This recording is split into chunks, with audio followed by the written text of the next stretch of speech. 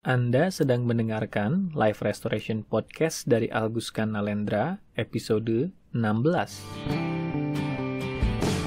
Selamat datang di Live Restoration Podcast, inspirasi restorasi kehidupan dan transformasi diri untuk membantu mendesain kehidupan terbaik yang layak Anda dapatkan sesuai jati diri otentik Anda. Live Restoration Podcast menghadirkan berbagai inspirasi restorasi kehidupan dan transformasi diri yang juga diadaptasi dari kisah nyata para individu yang menjalani program terapi, konseling, dan live restoration coaching bersama Coach Alguskan Nalendra. Halo para pendengar sekalian, dimanapun Anda berada, semoga Anda sekalian selalu dalam kondisi sehat, berlimpah, dan bahagia dimanapun Anda berada, seperti biasa tentunya. Selamat berjumpa di episode ke-16 Live Restoration Podcast, tempat di mana kita mengulas berbagai hal yang berhubungan dengan kesadaran diri dan restorasi kehidupan. Sudah ada cukup banyak topik yang saya bahas di podcast ini, dari mulai episode pertama di bulan Januari 2021 lalu. Sekarang apa kiranya yang akan kita angkat di episode kali ini?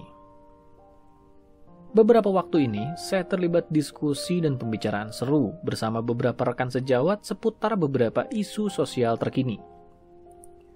Salah satu hal yang menjadi bahasan seru dalam pembicaraan kami adalah sebuah fenomena unik di mana kita mungkin pernah mendengar kasus seseorang yang dianggap orang suci seperti tokoh pemuka agama, pejabat, atau public figure yang sedemikian diidolakan, tiba-tiba terungkap aibnya yang tidak disangka-sangka. Betapa mereka bisa melakukan hal yang sedemikian rendahnya, jauh dari citra sempurna yang selama ini mereka tampilkan. Sulit disangka, di satu sisi mereka menampilkan image yang suci dan sempurna, namun di sisi lain menyimpan perilaku yang sedemikian kontras, bahkan menjadi aib dalam pandangan umum, berlawanan dengan image suci dan bersih yang mereka tampilkan. Bagaimana ini bisa terjadi?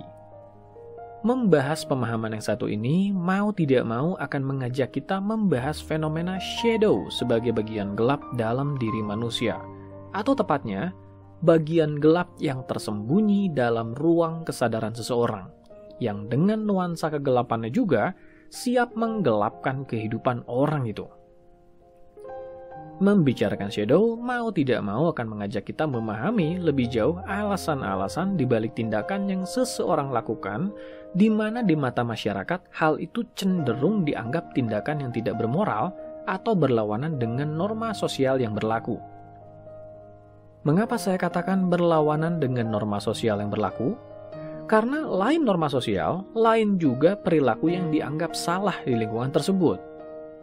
Satu perilaku yang mungkin tepat di satu lingkungan bisa menjadi perilaku yang dipandang tidak tepat di lingkungan lain. Maka, lain juga definisi akan sebuah tindakan gelap ini. Ngomong-ngomong, istilah tindakan gelap ini maksudnya tindakan yang dianggap berlawanan dengan norma sosial tadi ya. Perlu saya pertegas dulu, saya mengajak Anda memahami lebih jauh alasan dibalik tindakan-tindakan gelap ini bukan untuk mengajak Anda menyetujuinya atau membenarkannya, melainkan semata memahaminya dari sudut pandang keilmuan, teknologi pikiran, dan pengembangan diri. Mari mulai dari bahasan pertama yang mengulas apa itu shadow. Tanpa bermaksud terlalu berteori secara formal, melainkan membahasnya secara sederhana, saya biasa menggambarkan shadow sebagai akumulasi dari berbagai energi emosi negatif dalam diri kita yang tidak terekspresikan, yang kemudian disimbolkan keberadaannya menjadi sebuah sosok gelap dalam diri. Bahasan kita di episode kali ini tentang energi emosi negatif yang tidak terekspresikan akan banyak terhubung kembali dengan tema-tema bahasan di episode sebelumnya yang membahas tentang luka batin. Jika Anda belum sempat mendengarkan episode-episode saya sebelumnya tentang luka batin, maka saya menyarankan Anda untuk mendengarkan dulu episode-episode itu, atau membaca transkrip tulisannya di website saya. Sekedar informasi bagi Anda yang belum familiar, setiap episode podcast saya terdokumentasikan dalam 3 bentuk. Pertama, dalam bentuk video audiogram yang bisa Anda temukan di YouTube channel saya. Yang satu ini memang untuk Anda dengarkan, tapi sambil ditemani juga oleh tarian grafik audiogram di layar videonya. Yang kedua, dalam bentuk audio podcast murni yang bisa Anda temukan di channel Spotify saya, Live Restoration Podcast. Dan yang ketiga, yaitu yang berupa transkrip tulisan dari isi podcast tersebut yang bisa Anda temukan di website saya. Tepatnya di halaman resources dan subhalaman audio podcast. Di halaman itu, Anda akan menemukan kumpulan episode dari audio podcast saya dan setiap episodenya sudah berisikan transkrip teks tertulisnya di bagian bawah halaman itu. Kembali ke bahasan kita tentang shadow. Dari mana shadow bermula? Seperti sudah sempat diulas tadi, shadow terbentuk dari akumulasi emosi negatif yang terkunci dalam diri kita. Salah satunya yaitu luka batin. Sudah pernah saya bahas di episode-episode sebelumnya, emosi yang dalam bahasa Inggris kita kenal sebagai emotion, bisa juga diartikan sebagai energy in emotion, atau energi yang bergerak. Alam semesta ini tersusun dari energi. Semua objek di alam semesta ini jika diurai sampai ke strukturnya yang terkecil, akan sampai ke struktur terkecil yang kita kenal sebagai atom. Yang jika diurai menjadi lebih kecil lagi, ternyata berisikan struktur yang lebih kecil lagi, yaitu energi. Sebagai manusia, kita adalah bagian dari alam semesta yang menjadikan kita makhluk energi. Seluruh diri kita, tubuh fisik kita, jika diurai ke strukturnya yang terkecil, akan sampai ke struktur terkecil, yaitu energi. Sebagai makhluk energi, kita memiliki sistem regulasi energi. Kita menyerap energi dari alam, memproses energi itu dalam diri kita dan menggunakannya untuk beraktivitas. Sebagaimana hukum kekekalan energi berbunyi, energi tidak bisa diciptakan dan tidak bisa dimusnahkan. Ia hanya berubah dari satu bentuk ke bentuk lain. Begitu juga yang kita lakukan. Energi alam semesta masuk ke dalam diri kita, berubah menjadi energi yang bisa kita gunakan untuk beraktivitas. Aktivitas yang kita lakukan kelak mengubah dan mengalirkan energi itu lagi keluar diri kita. Dengan kata lain, energi alam semesta mengalir melalui kita. Ketika energi ini mengalir lancar dalam diri seseorang, maka sehat jugalah kondisi fisik dan psikis orang tersebut. Ketika sirkulasi energi ini macet, maka bermasalah juga kesehatan fisik dan psikis seseorang. Luka batin menjadi salah satu hal yang membuat emosi ini terkunci dalam diri. Emotion yang seharusnya menjadi energy in emotion atau energi yang bergerak, menjadi energy not in emotion atau energi yang tidak bergerak. Dengan kata lain, energi ini terkunci dan tidak mengalir lancar. Di episode sebelumnya, saya sudah membahas bahwa ketika energi ini terkunci, maka kadar energi psikis yang kita miliki untuk mengendalikan diri pun berkurang. Maka dari segi respon perilaku, kita pun lebih sulit mengendalikan respon emosi dalam diri kita, yang muncul dalam bentuk kecemasan berlebih, ketakutan berlebih, atau kemarahan berlebih, atau berbagai jenis emosi lain yang sulit dikendalikan, karena memang energi psikis yang kita miliki untuk mengendalikan berbagai luapan emosi itu tidak memadai. Yang belum saya bahas di episode sebelumnya adalah bahwa semua itu memang terjadi di permukaan, dalam bentuk respon emosi dan perilaku di luar diri. Tapi, di dalam diri kita pun sebetulnya ada sesuatu yang terjadi. Begini, yang terjadi di luar diri adalah kita tidak bisa mengendalikan diri dengan baik karena sebagian dari energi itu terkunci dalam diri dalam bentuk emosi negatif atau luka batin yang tidak terselesaikan. Sehingga terjadilah masalah emosi atau perilaku. Sementara, yang terjadi di dalam diri adalah energi emosi negatif yang terkunci itu terakumulasi, membentuk kumpulan energi negatif yang lebih besar lagi. Ingat, kumpulan energi negatif ini terbentuk dari berbagai jenis luka batin, di mana di setiap luka batin ada akumulasi dari perasaan dan pemikiran yang tidak terekspresikan. Ada berbagai kebutuhan, keinginan, dan kehendak yang kita tahan karena tidak bisa kita ungkapkan. Bisa karena malu mengungkapkannya, bisa karena takut, Bisa karena merasa itu tidak pantas atau tidak boleh diungkapkan, bisa juga karena tidak tahu caranya. Idealnya, emosi negatif yang terbentuk ini bisa diekspresikan agar tidak terkunci dalam sistem kesadaran kita.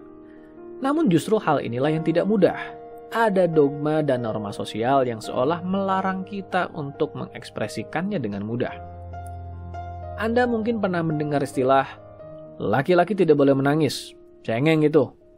Atau istilah sejenis lainnya, yang intinya membuat kita merasa bahwa mengekspresikan gejolak dalam diri sebagai tindakan yang tidak seharusnya dilakukan.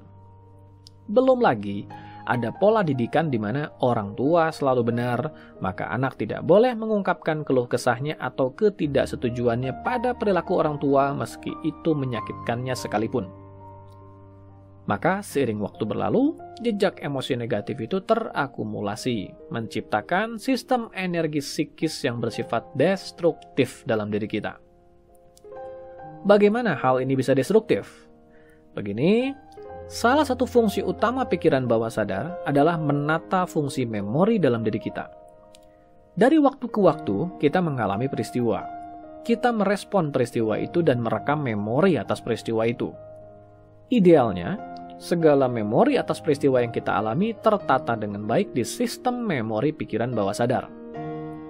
Namun demikian, ini yang tidak bisa terjadi dengan mudah. Ada kalanya, memori atas peristiwa yang kita alami itu berisikan muatan emosi negatif atau luka batin.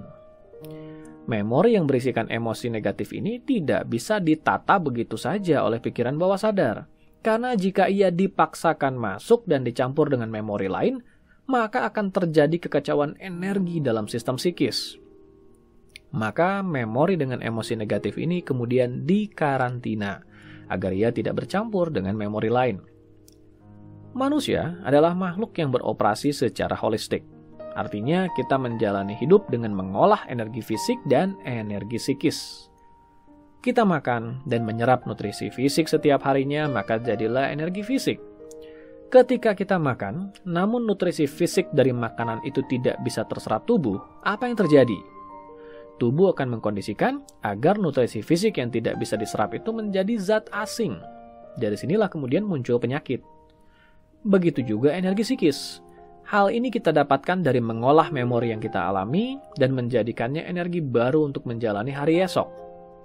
Masalahnya adalah, sebagaimana nutrisi fisik dari makanan saja, kadang ada kalanya tidak bisa terserap sepenuhnya karena ia bukan nutrisi fisik yang sehat yang kita perlukan, begitu juga nutrisi psikis. Ada kalanya energi dalam memori kita tidak bisa kita serap sepenuhnya karena ia bukan memori yang sehat, karena adanya emosi negatif di dalamnya. Maka dari hari ke hari, sistem energi psikis kita pun tidak terolah dengan utuh, karena ada memori berisikan energi emosi negatif yang tidak bisa diinternalisasikan ke dalam sistem kesadaran kita. Akumulasi dari memori berisikan energi emosi negatif yang tidak bisa diinternalisasikan ke dalam kesadaran kita inilah yang membentuk satu perwujudan energi gelap yang kemudian disebut shadow. Di satu sisi, energi negatif yang terkunci itu memerlukan jalan keluar. Ia perlu diekspresikan karena ia harus dialirkan keluar agar sistem energi kita kembali stabil. Namun di sisi lain, ia tidak bisa diekspresikan begitu saja. Bisa karena tidak tahu caranya, atau malu, atau takut, atau tidak bisa mengungkapkannya karena ajaran yang didapat dari lingkungan mengajarkan untuk memendam semua itu dan bukan cara mengekspresikannya secara sehat. Sekarang bayangkan, ketika semua energi, kebutuhan, keinginan, dan kehendak yang ditekan dan tidak terungkapkan ini berkumpul menjadi satu. Seperti apa perwujudan dari kepribadian yang berpotensi terbentuk? Yes, kepribadian yang membawa banyak hawa-hawa gelap. Itulah kenapa ia disebut sebagai shadow. Kata shadow yang diartikan bayangan ini kurang lebih menandakan keberadaan sisi gelap ini dalam diri kita. Ketika shadow terbentuk, ia merupakan kumpulan dari berbagai energi emosi negatif, namun dalam posisi yang sudah bercampur aduk. Belum lagi, semua itu selama ini ditekan, sehingga kita sendiri sudah sulit untuk mengidentifikasi ada luka batin apa saja di dalamnya. tahu-tahu ia mewujud dalam bentuk energi negatif yang penuh dorongan gelap yang meminta untuk diekspresikan. Yes, dalam posisinya sebagai energi, shadow tetap perlu ekspresi. Masalahnya adalah dengan karakternya yang gelap, begitu juga karakter ekspresinya dalam bentuk perilaku yang gelap. Sisi gelap ini juga yang sering kita kenal dengan istilah nafsu. Pernahkah Anda mendengar istilah harta, tahta, dan cinta? Ya, saya tahu. Istilah yang lebih umum beredar memang harta, tahta, dan wanita. Tapi itu terdengar tidak adil bagi saya karena hanya seolah menyoroti wanita sebagai objek. Maka saya lebih suka menyorotinya sebagai harta, tahta, dan cinta. Dalam bentuknya sebagai ekspresi negatif atau gelap, kata cinta di sini lebih diartikan sebagai hasrat. Kembali ke topik sebelumnya, istilah harta, tahta, dan cinta sebenarnya mewakili cerminan ekspresi shadow, di samping perilaku-perilaku negatif lainnya, seperti kecanduan, kemarahan berlebih, ataupun ekspresi sejenis lainnya yang bersifat melampiaskan. Begitulah, akumulasi dari energi gelap yang mewujud menjadi shadow membutuhkan ekspresi yang bisa membuatnya merasa lebih tenang, yaitu dengan melampiaskan nafsu, di mana nafsu ini cukup identik dengan harta, tahta, dan cinta tadi. Itulah kenapa banyak perilaku gelap yang dilakukan banyak tokoh publik yang dianggap sebagai perilaku tidak pantas yang berhubungan dengan hal-hal itu. Masalah keuangan dalam bentuk perilaku yang boros misalnya, atau dalam versi yang lebih besar seperti skandal penggelapan uang atau penipuan yang melibatkan uang. Masalah lain yang kita juga sering dengar adalah perilaku yang bersifat melampiaskan hasrat, betul? Seperti pelecehan seksual misalnya, atau perilaku lain yang terlihat seperti mengumbar hasrat berlebih dengan cara yang tidak pantas. Ekspresi shadow identik dengan ekspresi yang bersifat melampiaskan, karena ia terbentuk dari akumulasi energi emosi yang ditekan dan tidak diekspresikan atau tidak terlampiaskan. Maka ketika itu semua terakumulasi, mewujud menjadi satu, lahirlah bentuk-bentuk perilaku yang melampiaskan dengan cara mengumbar nafsu atau hasrat. Semakin besar tekanan yang seseorang bebankan pada dirinya untuk meredam berbagai gejolak lukanya, maka semakin besar juga bentukan shadow yang terbentuk. Semakin tidak diduga juga cara shadow itu berekspresi nantinya. Sekarang, mari amati para tokoh publik yang disorot oleh publik sebagai sosok suci dan bersih. Apakah ada jaminan bahwa mereka semua tidak memiliki luka atau gejolak apapun yang belum terselesaikan dalam dirinya? Meski terdengar tendensius, tapi saya yakin mereka juga memiliki luka atau gejolak yang tidak terselesaikan dalam dirinya. Karena memang itulah sisi manusiawi diri kita. Tapi bukankah banyak di antara mereka yang menunjukkan perilaku religius? Bukankah seharusnya keterlibatan spiritual bisa membantu proses sembuhnya sebuah luka batin? Tunggu dulu, tenang dulu. Yang satu ini adalah bahasan yang cukup kompleks. Saya setuju bahwa keterlibatan spiritual adalah salah satu hal yang membantu penyembuhan sebuah luka batin. Tapi keterlibatan yang bagaimana? Jika prosesnya sepenuhnya tepat, maka ya, spiritual menjadi pintu kesembuhan. Tapi jika prosesnya tidak tepat, maka keterlibatan spiritual yang tidak tepat ini malah menambah masalah baru, yaitu menjadi topeng yang semakin memperumit permasalahan yang seseorang hadapi, menjadi beban baru. Karena mereka bukanlah menggunakan spiritual itu dengan cara yang tepat untuk menyembuhkan luka dalam dirinya, melainkan untuk menutupinya dengan pencitraan. Nanti bahasan tentang keterlibatan spiritual dalam proses penyembuhan luka ini akan saya bahas di episode khusus kapan-kapan ya. Sekarang kita kembali fokus ke bahasan soal shadow ini. Seperti sudah saya bahas tadi, para tokoh publik sekalipun tidak lepas dari gejolak luka yang tidak terselesaikan dalam dirinya. Sialnya lagi, dalam posisi mereka sebagai tokoh publik, tidak mudah bagi mereka untuk bisa mengekspresikan itu dengan jujur. Seringkali mereka harus menampilkan dirinya sebagai sosok yang kuat, tegar, tenang, bersih, dan sempurna. Alhasil, di satu sisi mereka memendam gejolak, dan di sisi lain mereka terus menutupi atau mengekang gejolak itu dalam sistem kesadarannya, karena harus terus menampilkan kesempurnaan yang dibebankan oleh perannya. Apa yang terjadi? Yes, makin ganas juga shadow-nya mencari cara berekspresi dan mencari jalan keluar. makin besar juga gejolak nafsunya. Tidak perlu heran jika makin besar juga potensi skandal yang dilakukannya. Shadow memiliki ciri khas khusus. Ia akan keluar di waktu yang dianggapnya aman untuk ia keluar. Maka terciptalah seseorang yang seolah memiliki dua kepribadian yang berbeda. Ketika bersama orang banyak, ia menampilkan sosok yang suci dan sempurna, tapi ketika sendirian atau bersama orang yang dianggapnya bisa dikendalikan atau dimanipulasinya, maka ia pun keluar melampiaskan dirinya. Mereka yang shadow-nya terekspresikan pada harta dan tahta akan melampiaskannya dalam bentuk perilaku yang bisa memenuhi kehausan mereka atas harta. Muncullah berbagai jenis persoalan yang berhubungan dengan skandal keuangan, entah itu penipuan, penggelapan uang, dan berbagai perilaku lainnya yang berhubungan dengan uang. Mereka yang shadow-nya terekspresikan pada tahta dan cinta bisa melampiaskannya dalam bentuk perilaku yang memenuhi hasrat mereka. Alhasil, keluarlah berbagai perilaku yang berhubungan dengan skandal seksual atau hubungan.